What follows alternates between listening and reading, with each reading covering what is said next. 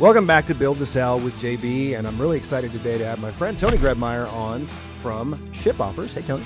Hey, good afternoon. How we doing? Doing really well. It's great to see you. I would have been excited to talk to you at any time, but I was particularly excited because a few months ago, I had the opportunity to do a quick podcast out in California with Josh Noble, obviously, who's an important person to you and your business. And some of the things that we discussed that allow him to be who he is as a husband and a father and the growth that he's experienced, I would have been remiss if I didn't try to dig into those a little bit with you, the founder of the company that he's at ShipOffers, because those two things can't coexist.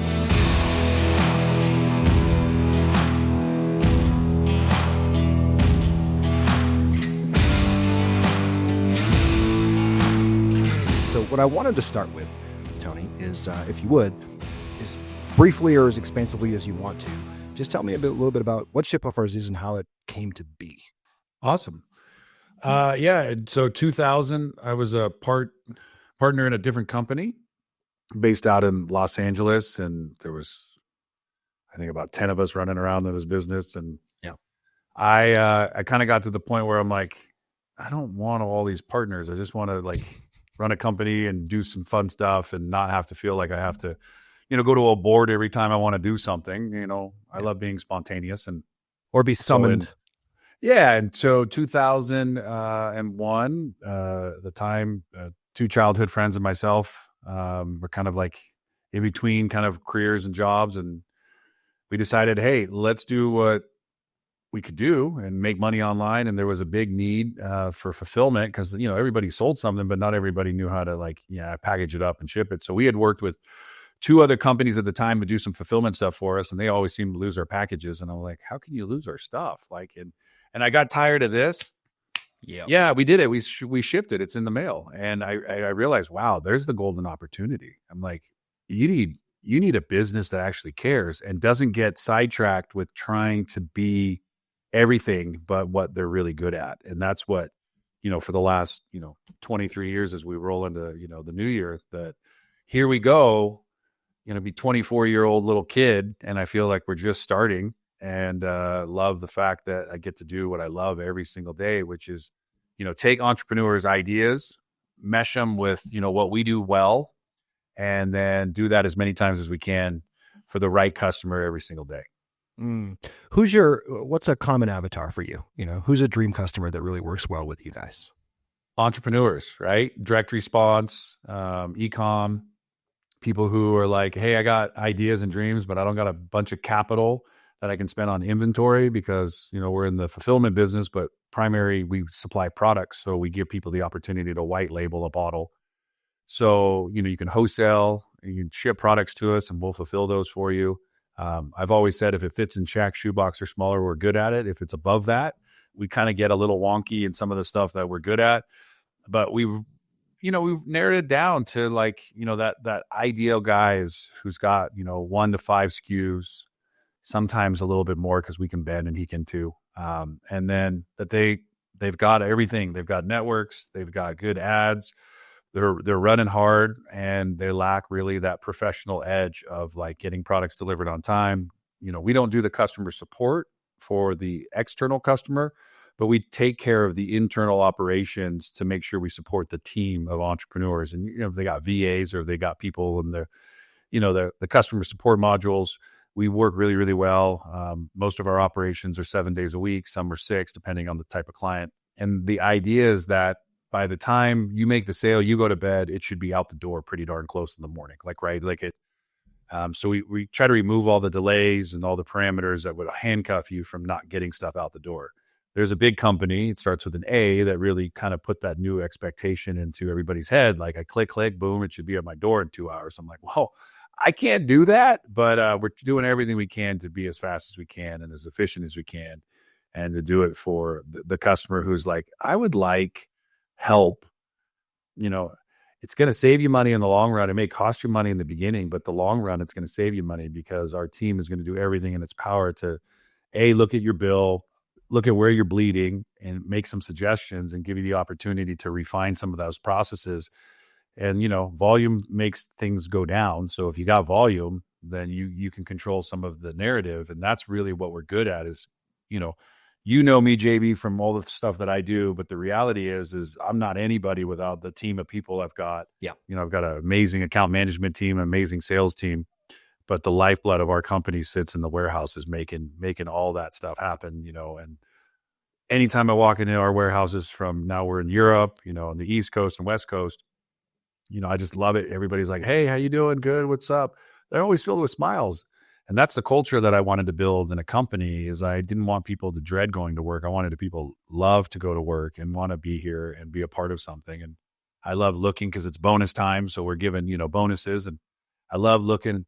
Nobody's an employee. I changed the mindset to everybody's a team member about 5 years ago. So everybody's just a team member because we're all on the same team. We have goals. We're all trying to achieve certain things. And I love looking at how long of length all these people have been. And, traditionally in the warehouse, you get burnt out pretty quick because, it's a lot of, on your feet and you're going all day long. And I love seeing, 8, 9, 10, 11 years. You start seeing long time. And it makes me happy because I know behind the scenes, families are being well fed, taken care of. We give a lot of our time and energy to really communicating and figure out what's going on in their lives and see if we can be a change agent to really help people to, live a better life. And when we started this, other than my kids and my business partner's kids, there was no other kids really in the organization. And now you watch people get married and have kids. I've got to officiate, 3 weddings from people who work in the company. And those is just as an honor. And then you see people grow and blossom. And that what I do every single day, man, as I say, is I wake up blessed, I go to bed even more blessed, and I do it as many times as I possibly can until my time is up and I get to not do it any longer. I say every time that I've ever interacted with you, either personally or, if we're at the same event and one of us is speaking or the other one, whatever it is, some things really come through from you. And I think that those things are intertwined into the DNA of the company that you have built. One is gratitude. You're one of the most grateful people that I've ever met, in terms of the folks that are in your life, the things that they're building with you. And I think it's an important nuance because something I think you've done this before, but for the first time, the last event we were at together, I noticed it. You made a point to say a couple times people that work with me, and you made the differentiation. People don't work for me. I don't say that people work for me. I say that they work with me. And it seems like a small thing, but it really isn't, because it portrays a mindset that not everyone has. And you just said that you have officiated weddings, and one of the things that you enjoy the most is seeing the duration of time that people choose to spend their lives working with you in pursuit of what you're doing. And I do think that's very unique. I wish more folks would do it. And I can't help but think the reason some people don't lean in more, as you have, that's how I would say it, is maybe a fear of, boy, if we do that, conventional wisdom is it can get messy. Like, what if we have to fire these people? What if they're not performing? And I know them on a personal level. Why do you approach it differently? And how has that helped you? I think it's a great question. So I had 14 jobs by the time I was 18 to figure out all the crap I didn't want to do, so I could start focusing on the stuff that I can love relate. to do. And I got into radio as an air personality. Age 11, got my FCC license at 13, and then forgot about it and went into radio. At 18, I was at a community college out in California, and I remember walking by one day. And I walked by, I was going to a different class, and I just, poked my head into the room, and this guy, John Giorgio, I'll never forget him. He was just an amazing human being. And comes out, he says, "Hey, can I help you?" And I said, "Yeah, I just wanted to know about if I could get into this class, if there's any room." He said, "Oh, there is, but you need a prerequisite." Okay. What does that mean? He's like, "Well, you have to take, broadcasting 101. And I was like, "Okay, to talk." "Yes." "Okay." I said, "Is there any way I can get around that?" And he says, "Well, you could talk to, a gal, Carol, if you'd like to talk to her." I said, "All right." So I talked to the teacher who actually teaches the class, and I'm talking to her, and she's like, "Well, I don't make exceptions, but if you think you can do what you say, I'll give you a shot." So she gave me like a practice, like 2-hour air shift. And I just sat down and I did my show, and I got done. And she's like, "Wow, that's amazing. How do you know all that stuff?" And I said, "Oh, I did this, this, and that." And she's like, "Okay." And so she gave me a shot. And what I remember is that that's all of us really need is a shot. We just, you can have all the dreams, but if you don't ever open your mouth and say what you're looking for, nobody's a mind reader. I don't got a crystal ball. I just saw Wicked. I don't have a big balloon that I float around in. So I was like, what happens if I turn our company into an opportunity for us to find the people who want to come along and help us on our mission, right? We have a very simple strategic mission, to be that elite partner that it doesn't matter if you're working in the warehouse. It doesn't matter if you are working in accounting or finance, or if you are working in sales, or if you are a loader or bringing product back and forth. Like, we service elite clients, and we do that one shipment at a time. And I said, everybody can get behind that mission, right? And I'm not above, and I say this all the time, I'm not above or below anybody. I may be a few steps, ahead of you because I'm 6'6", but I'm walking with you, and I'm willing to get dirty with you, and I'm willing to learn from, maybe you've got a better way of doing something. So I think early in my life and career, I was closed-minded. I figured that I knew everything.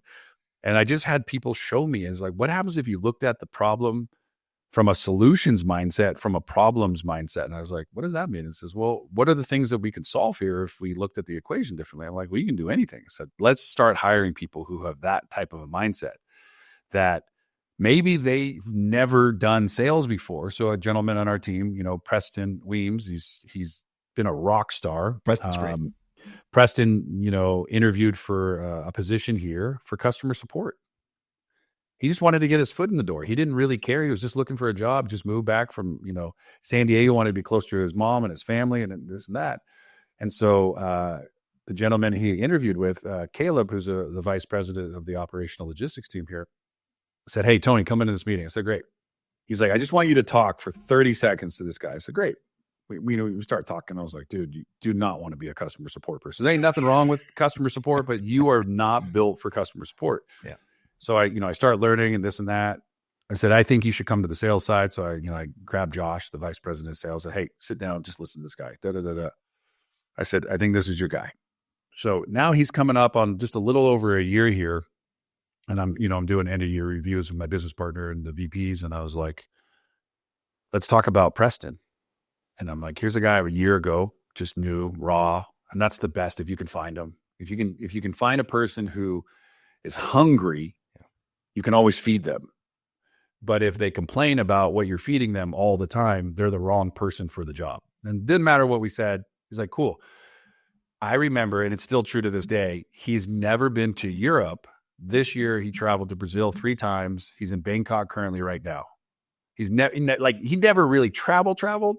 And I get the greatest text, like, thank you so much. Thanks for, taking a chance on me. I'm like, no, thank you for taking a chance on me and our company, and landing here and, wanting to do something different. And everywhere he goes, he's got the best attitude, and he's young, meaning he just turned 30, but he's raw and he wants to learn. I'm like, I don't think I could take 10 of those because you don't want to duplicate me. That not is the thing that you want. What I'm after is I want his infectious personality to infuse that hard work mentality into his team. And that's what he's done. Another guy I was having breakfast with this morning, for a couple of years, we'd meet from time to time and sit down, and he'd always say, hey, I like my job. I wonder what if there's something else. And I was like, why don't you come take a look at what we're doing? So after about 2 years of him saying it and me, talking about it, he goes, okay. So he came by one day.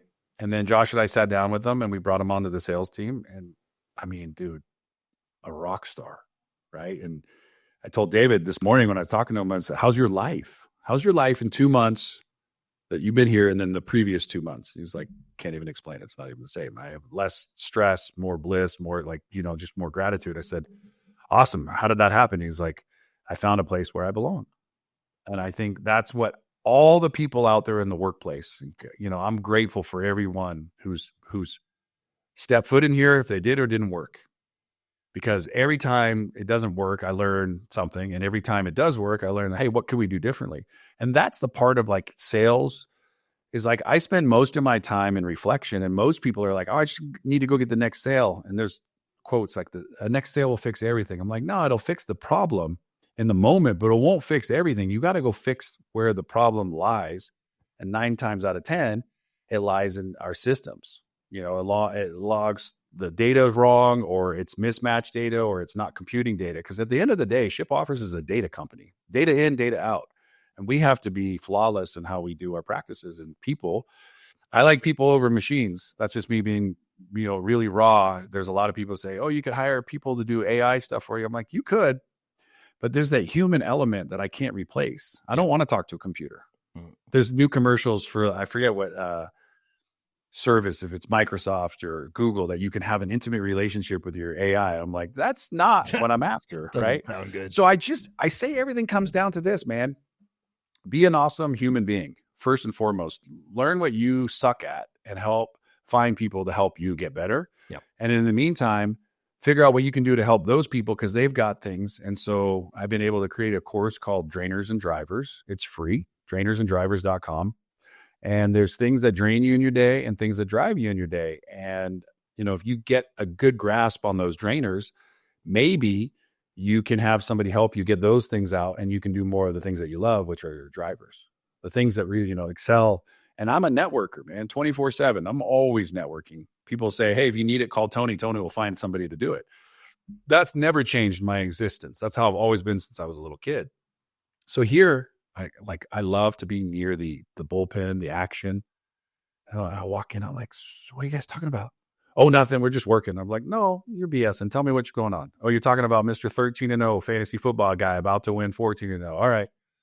But he's doing his job. What are you guys doing right now? Right? He's not talking in the conversation. So if people are talking, not doing the job, I'm more curious about what do I need to say or show them an example. Because I'll get my hands dirty. I'll pick up cow poop, llama poop. It doesn't matter what kind of stuff I have to do. I'll ship packages. I'll return packages. I'll network. And so I'm always after find me more people who are willing to just show up, figure it out. They're not too proud. They're willing to ask for help, and then pour as much time and energy into these people as you possibly can, and you'll reap the benefits over and over and over. Yeah, I'd say so. I've had the opportunity to spend quite a bit of time with folks who work with you, and Preston and Josh are certainly two of them, and some others. And the thing that not to pump your tires, because everybody who's watched me or knows me in any way knows how direct I am, but it is unusual to have the opportunity to experience folks who could view themselves, if they wanted to, as an employee working with someone else. And one, they don't. They really view themselves as part of a really important part of a team. But the other thing that always comes out with anyone that I speak to who works with you and ShipOffers is they love their job. They love what they do. They feel meaning and purpose in what it is they do. And there's an excitement that comes from them. And I do think that comes from the top down. And there's a lot of, and you just laid some of them out. There's a lot of sort of high level ethos that you can have as to how to create that. But I'm curious for those who might listen to this and they're leaders and they honestly appraise and say, I don't have that. What Tony just described, I wish that we had that culture, but we don't. And I might be the problem. What are some ways tactically that they could just get to start, to begin to evaluate their culture and to create a culture where the people that work with them don't feel like an employee and they feel valued and they feel like they have upside and they feel like they belong somewhere? So one, I'd say no matter what, lose the idea that you have to be a clock in, clock out team member. So many people look at a clock and they're like, I got to get to work and I got to leave. What happens when the job's done or not done? Like, I grew up in an era, like I bet you did too. Like I love old stories of programmers and developers from, Facebook and all these other big platforms that they'd have like pizza parties and they may sleep for 4 or 5 days. Apple movies show that.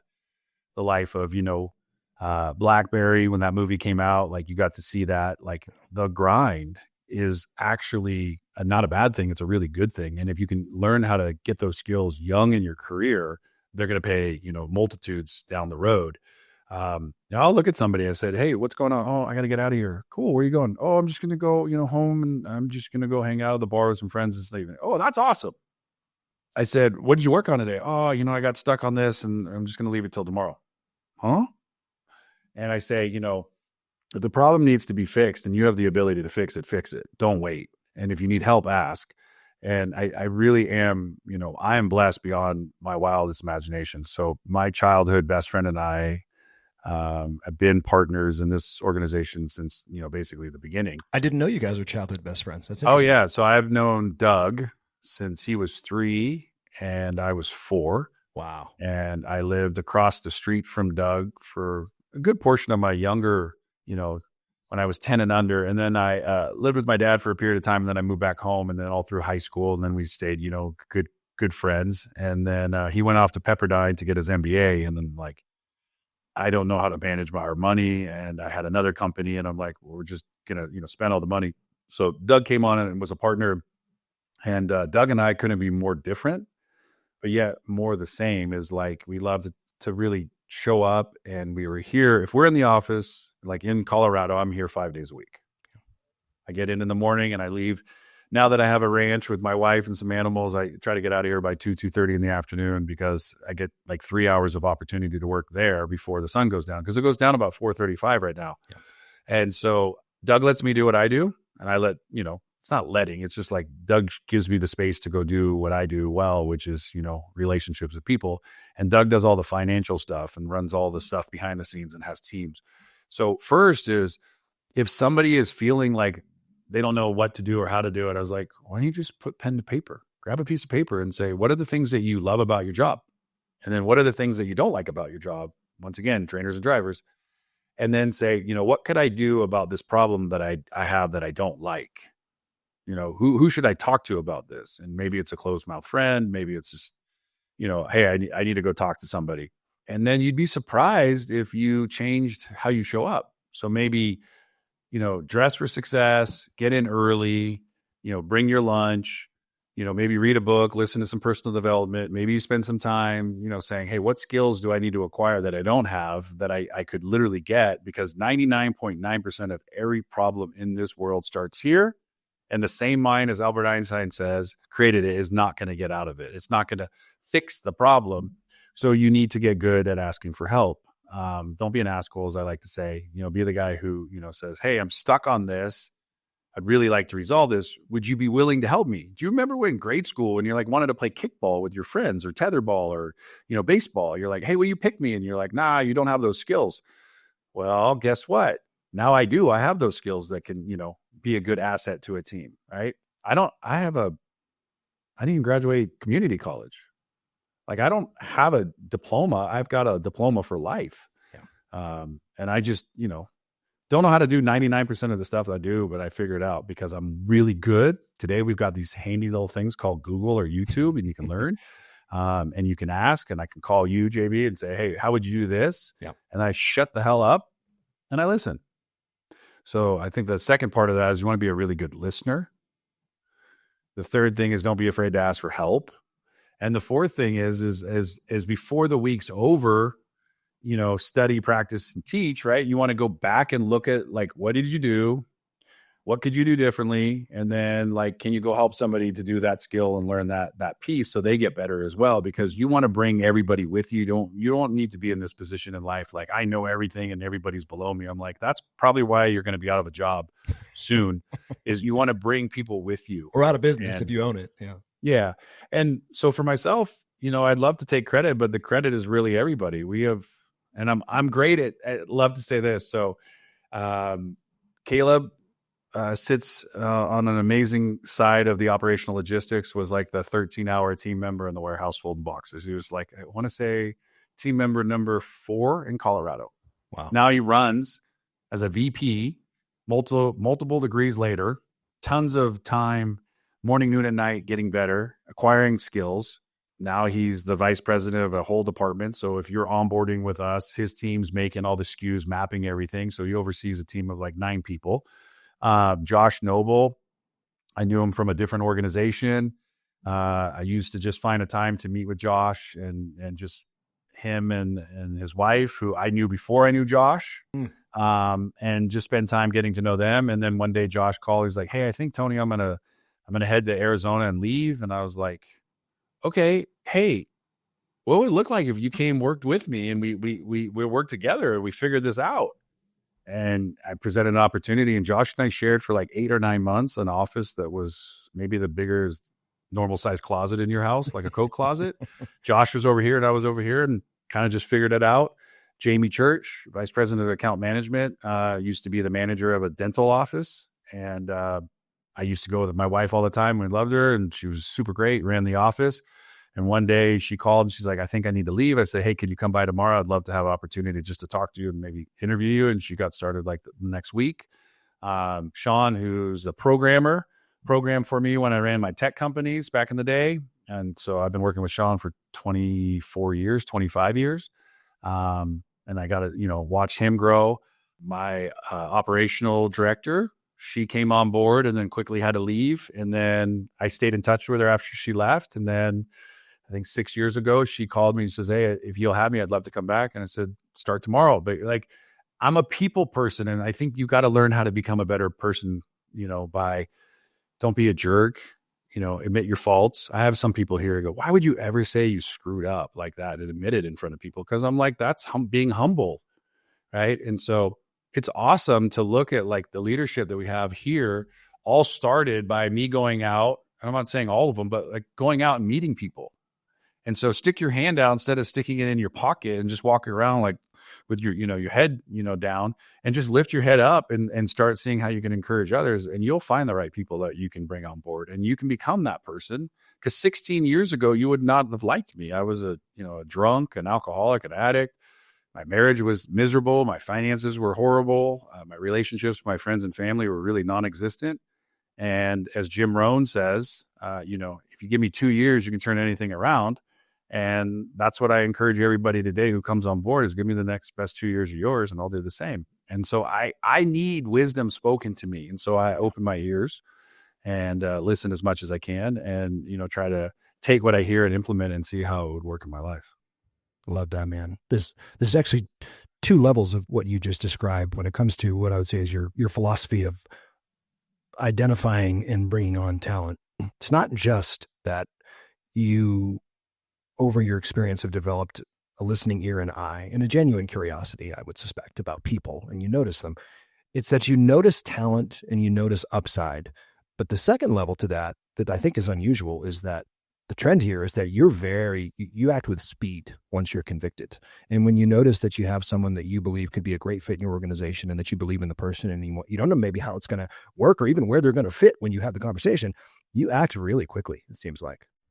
Yeah. I mean, if you want something done, there's a reason they say give it to a busy person, right? Like you'll get it done, you'll solve the problem a lot faster. No, I love it. I think the piece here that I think my mission in life is contribution and connection, and really, everywhere I go, I love to ask, and these are great questions you can just get to do in your life, right? So if you go out to a restaurant and your server walks up and they say, hi, I'm Lou. Say, great. Hey, what was your name? I didn't catch that. Oh, Maria. Hey, Maria, how are you? Good. How was your day? You just get here? No, I've been working. I'm almost off. Oh, cool. What are you going to do tonight?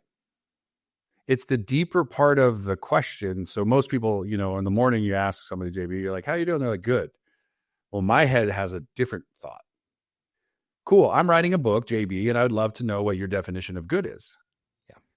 And I get you to now let go of your guard just a hair, stop being a robot, doing I just got to take orders, and tell me a little bit about it. And then one of my favorite things to do is leave people better than I found them. So service is great, food was bad, whatever it may be.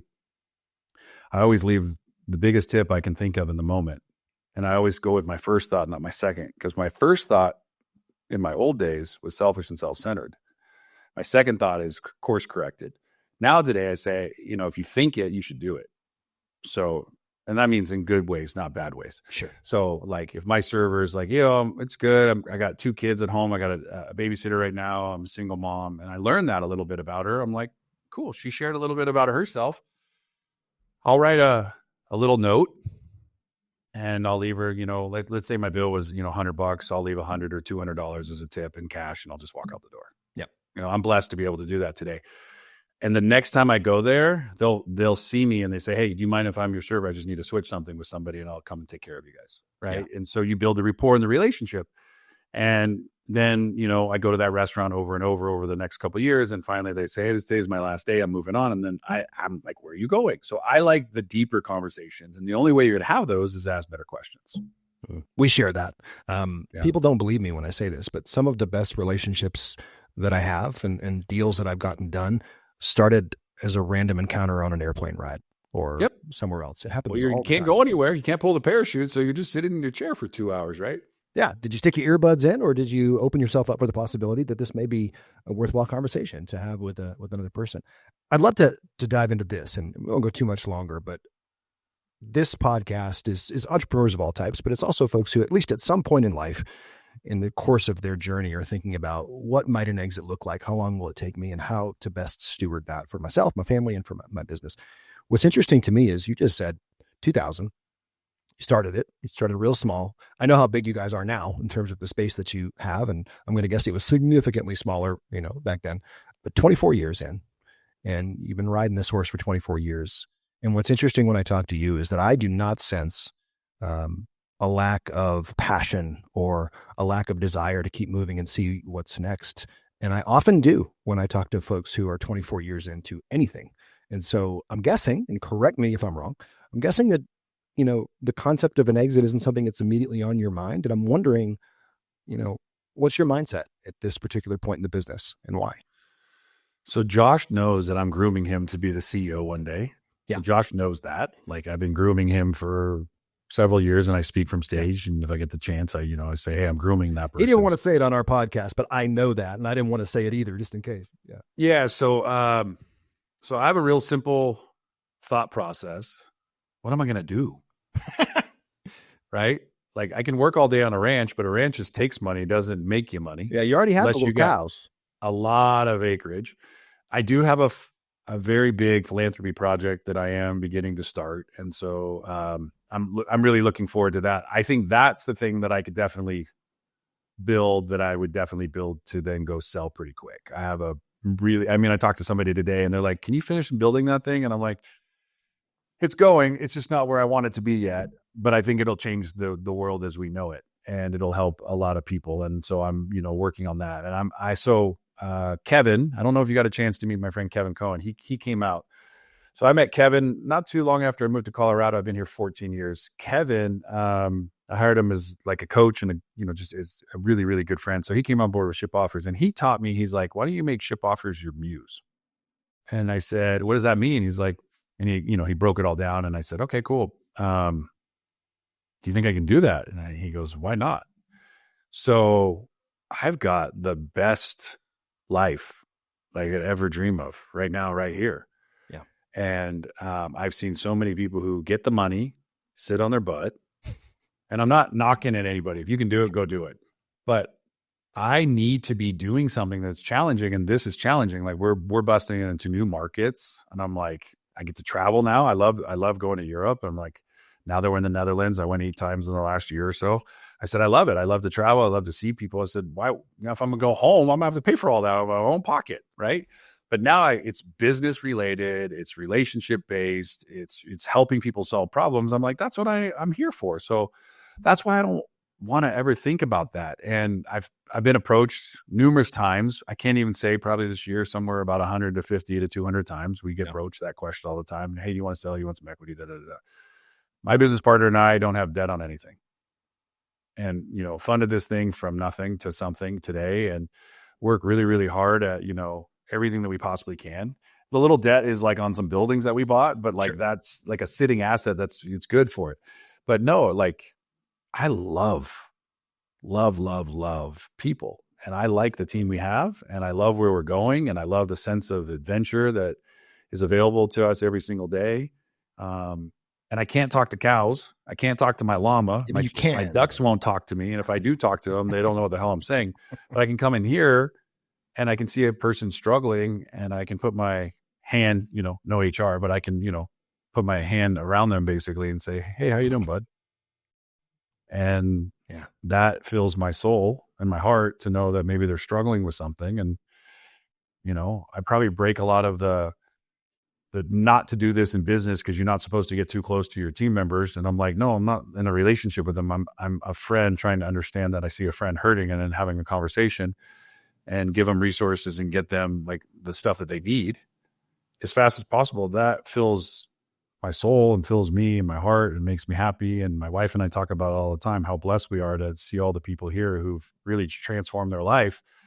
And I'm not going to see that working on a ranch. I'm sorry. So I get up at the crack of dawn. I'm gone by 5:30, 6 o'clock in the morning. I meet with guys 5 days a week. I've been in recovery, come up on 16 years. So I meet in recovery, and then I get to work around 7:45, 8 o'clock. I stay here till about 2:30, go home, work. Last night I fell asleep about 10:30. Yeah. And I do that and I love it. And people say, "Are you tired?" I said, "Yes, but I'm not tired of what I'm doing. I'm just tired from how much I got to do today." Yeah. That's beautiful, man. I have to admit that was a loaded question. And I thought you were going to go where you did. And I think it's an important nuance. For anyone listening, please understand that if you have a business, one of the strangest things about me is that I'm one of the only exit advisors and exit planners who will actively sometimes tell you that exit in your definition, meaning selling to a third party, may not be what you want to do.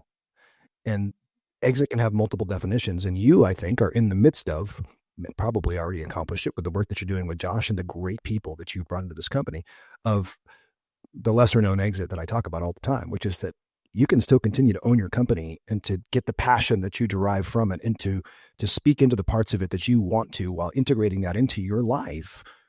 You don't actually have to sell it. That's not the only kind of exit. Exiting yourself from relevance in certain areas that, to your point, you may not like or be great at is an equally valid type of exit. And so kudos to you for kind of doing No, but I will say, I'll admit it on here. We had our VP retreat a couple of weeks ago, and I did say, I am going to pull back. Yeah. I'm not stepping down. I'm pulling back from 5 days to 4 days. So that's big, man. Yeah. So I'm excited about that. Then on my heart for 2025, it may push it to 2026. I'm really wanting to do a 90-day sabbatical. I want to step away for like 90 days. Like that's been big for my heart and my soul to just, get some things that I need to get done. Yeah. I'd like to get my health in a little bit better shape, but my mindset too. And because of being a person who's always helping, I was just on a call with somebody earlier, and he's like, I stink at receiving, and I'm like, that's always been me, man. I don't do well. So if you start giving me praise, I'll just shift the story. So I want to work through that, and then next year I'm going to go take a 10-day walk with my sponsor. We're going over to the Camino. We're going to do a 10-day, kind of big stroll. It's over in Madrid. You can get there from Italy, from France, the way of St. James. So I'm going to go do that. So I'm looking forward to some fun stuff. And then I just told my operations person this morning, this next year, I'm going to devote most of my time, which you're going to laugh at in a minute, is I'm going to go back into the marketing side of our company, because I've always been the visionary for this company. And then I pass it down. So I'm going to spend a lot of my time in 2025 in like the marketing bucket. And, I want to blossom and grow, and we put on good events, but I'm like, we can get better. We can do better things, and we're not even doing right now. So that's where I'm going to go play and learn and do some fun stuff. I love it, man. As you just described, I love the idea of sabbaticals. I recommend them all the time to folks. Like, before you fully exit your business, maybe consider a sabbatical. We may have to do some work to get you to the point where you can do that without the business suffering. Because, and I use this statistic all the time, and I don't know if you've heard this, but one of the big investment banks a few years ago did a massive study of folks who had exited, enterprises of all different types, sizes, industries. And this was the sobering thing. 75% of owners who had exited 1 year later, quote, deeply regretted their decision. And it's easy to look at that and say, they probably didn't get enough money. It wasn't the problem. When you dove in, what it really was who they were for however long they were, and the things they got to do, the people that they were able to interact with, the meaning that they had in their life, the identity that they had created. They woke up after closing Friday on a Monday, and none of that was true. And the things that they thought they wanted to do gave them satisfaction for about 90 days. And then it was sort of, well, Ricky Bobby, what do I do with my hands? So I think that you've created something pretty cool. And I love that you're wanting to step back into marketing. And it sounds like that's something that you're passionate about and maybe would miss. And so that's cool. I led the sales team with Josh and some other people for a long time. And then one day I just got to the point, I'm like, hey, I'm going to step out of sales. And then our company just took off, because I'm too close to the veil of like, hey, my bro deal, I want to help you. And then I'm like, no, but you got to have a good cop, bad cop mentality. Yep. So you have somebody who has it, and then they go to somebody. There's a reason there's structure in sales. Like, hey, I'm going to go submit this offer that you want to make on this vehicle to what? The sales director or the manager. I'll come back in a minute. There's a place and a safeguard there. So I just knew that. And then my hand is interwoven in all departments, right? So it's like, I love this. And then, yeah, Josh and I we talked last night. He's in Bangkok. We chatted for like 30 minutes, and, we just talked about all the cool stuff that we're doing and all the things that we get to do. And we opened the Netherlands, and I'm looking at Brazil. I'm looking in Asia. I'm looking in Australia. I'm looking at another place in the US. So I'm like, dude, this is awesome. Like, let's go. And I think my wife is actually happy that I get out of the office. I'm in the house for a few hours a day, so she gets a little break, and then I come home, and then I try to spend as much quality time as I can. My wife and I have been married a little over 26 years, and, we're empty nesters. And, so I don't know if there's anything that I haven't got to do that I've wanted to do in my business. And that's why I feel where I feel very blessed. And I've screwed enough stuff up, and, all the stuff that, I had to go through to get to the point where I really woke up to this amazing opportunity that I've been given, which is, doing what I love. And what I highly encourage anybody listening to this is like, I wish somebody would have told me this in my early 20s, but I didn't hear it until I was much later in my life. Is like another quote from Jim Rohn is like, you're not a tree, you can get up and move. Yep. So a lot of people feel stuck, like they got to do something. And I'm like, that's your identity speaking. What happens if for a moment you just said, hey, I'm done. And well, I don't have the money. I'm like, nope, that's a mindset issue, not a money issue. That's a mindset issue. Get your house in order, get your life in order, get the things that you want in order, figure out what you need to do, because there's never been a greater time in the world than to go and start a cool business or import, export, or sell online or knock on doors and sell services than today. Like there's never been a better way. And as Steve Jobs says, this is an ATM machine, right? You can make money on your phone. Like I had to wait for the landline to clear because my mom was talking or my sister was. And now, I can make unlimited phone calls a day, and I can turn a little button that says decline other calls, and I can stay talking. I said, so you live in an age where you're only limited by your imagination. So what would you create if there was this possibility of anything? So go figure out what that is. And so I love telling young people, I'm like, maybe you should go over the world, go backpacking, go live at youth hostels. I mean, a couple bucks a day you can live. I'm like, buy the cheapest seat. Skyscanner's available, telling you what flights are open today. Jump on a plane. Like you got bills, but like shit, you're going to be miserable paying those bills because you're earning money from a job you don't really like. You're miserable every day you go to work. Why don't you go figure out what you want to do? Yeah. Absolutely. I say the same thing to my kids. They're a little young, but I don't talk to them like they're young. And this is the time from now until they have children and maybe a little beyond to take some risks, make the mistakes that are going to happen, because there really aren't mistakes in the first place, because you figure out stuff and you figure out who you are and you figure out what you want and what you don't want and what you like and what you don't like. And I think that's one of the beautiful things. What really strikes me is the heart that you have.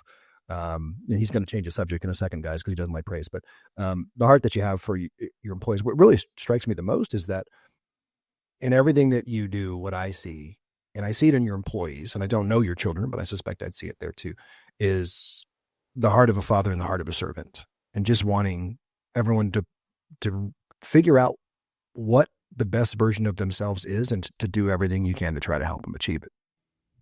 Thank you for that.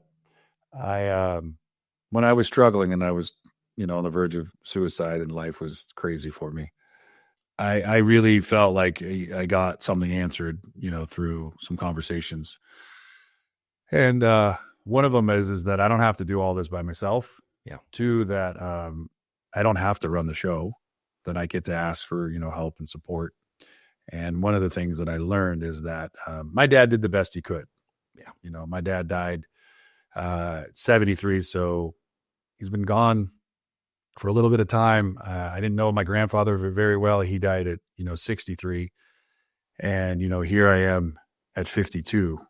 And so, I literally have these little milestone markers of like, crap, man.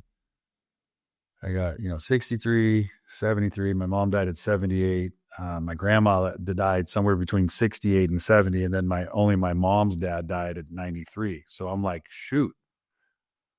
I mean, what if right now is truly the best years of my life, and I better, take full advantage of that. And so one of the things that I do, it's so hard, but it's so fun, is I make myself available. My door is only closed when I'm on calls. My door is open, as I'm in an office, walk in and, hey, talk to me, text me, call me. I give my number to everybody when I'm speaking or not. I said, hey, because I don't know what I don't know, and maybe you're going to speak some truth into me. And then the last part of that was when I was struggling and going through everything, I had to learn that you probably have heard this conduit kind of philosophy. I needed to become a conduit. So much stopped with me, and I needed to let it flow through me. And by doing so, then anything that I experience is not mine. Yeah. Because I can't, there's an old saying, you can't take it with you, right? So why don't you build a legacy?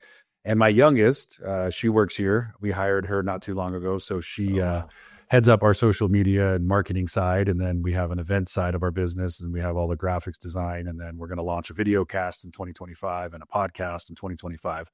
And so I want to jump back in because A, it's my kid. Yeah. 2, I get to kind of have a redo a little bit about being a dad because I was a little bit of an absentee dad growing up. Yeah. And, once I got sobriety, then my life turned around and changed, and I started working on relationships. So everything is a lesson. And a good buddy of mine, and I shared this on stage when we were together, Todd McGuire always says, everybody's teaching you something to do and something not to do. And I want to do more of the stuff that I want to do. And I want to do it with the people who want to be here. And we do have an amazing team. I will say until the day that I die that one of the best things I ever did was say yes to the unknown, the uncertainty, and just go in full hearted that there are good people in this world. Yeah. There's a quote from Zig Ziglar. There's only like 6 or 7 miserable people in this world. They just seem to move around a lot. And I'm just thinking, like, why not? Like, take risks. Yeah. People are risking themselves to come work in your company. Why don't you take risk and pour into them? Because let's tie this to sales really, really quick. So most people stop when they make the sale. Like, hey, I got it, man. We're done. Like, why do you want to go out and do that 1,000 more times? And because you lost this customer, now you got to go do it again. What happens if you do both? They get really, really good. And that's what we do at ShipOffers. We get the sale. We take really, really amazing care. And then we go out and find more. But 99% of them come from people saying, hey, you should go work with ShipOffers. You should go work with ShipOffers. You should go work with ShipOffers. So you build this kind of mindset of like, hey, do something really, really well and let all these people become advocates for your services, and then go out and tell the world. Are we the cheapest? No. Are we the best? I believe so. Is there room for improvement? Yes. And the way we do that is we get feedback because we only know what we know. Yeah. And every day, man, just figure it out, ask a lot of good questions, be impeccable with your word. It's the only gift you got. And if you can tell people the truth, don't ever need to say, let me tell you the truth. Just tell the truth 100% of the time. Yeah, it's funny you say that. I can't help it. This has been a personality quirk of mine for a very long time. It jars me when someone starts a sentence with, to be honest. Yeah. Because I'm always sort of like, well, would you normally plan on not being? And it's a crutch. And I did a study. I posted it on Facebook not too long ago, and I got into this long discussion with, people. And if you follow me online, I'm going to be positive. I'll say some crazy shit, but it'll usually be from my experiences and tell you what to avoid. Yep. But I love when people say, oh, to be honest, let me be honest. And I was like, okay. But I've learned through enough interviews now that it's a pure crutch. Yeah. It's when people go like this, I think. Hold on a second. Do you know? Yes or no? Yeah. So say, in my experience, it comes down to these 3 things. So just share that. And that's the kind of stuff that I love. I'm not here for how you say it or what you say it, but I am going to course correct you if how you're saying it is lame. Yeah. I will say, hey, let's try this. And then usually what people have never done is never had somebody care enough to step into to a training session and make a suggestion. I do not do well being told what to do. Yeah. But if you make a suggestion to me, I'm all ears. I'm 100% all in. I'll Same. learn every single time. Yeah, very same.